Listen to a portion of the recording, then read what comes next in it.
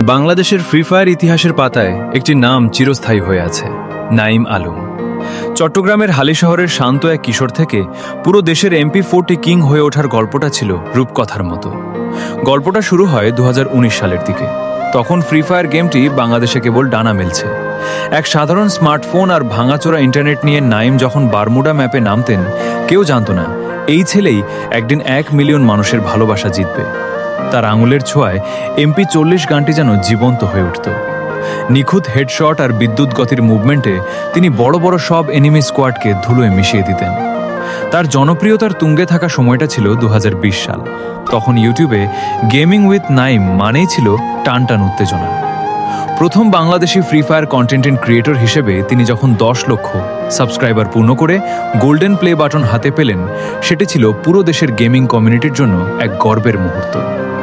তুমি শুধু rank match খেলতেন না, তিনি ফ্রি ফায়ার স্পোর্টসও খেলতেন দ্য জব ব্রেকার্স টিমের হয়ে।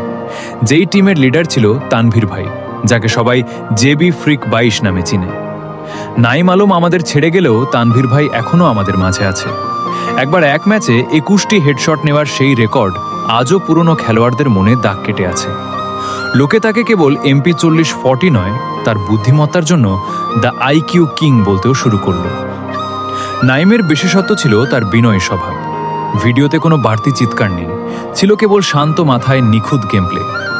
তরুণ খেলোয়াড়রা তাকে দেখে শিখত কিভাবে প্রতিকূল পরিস্থিতিতেও মাথা ঠান্ডা রাখতে হয়। আজ হয়তো নাঈম আলম ফ্রি ফায়ারের সেই ব্যস্ত ময়দানে আগের মতো নিয়মিত নন।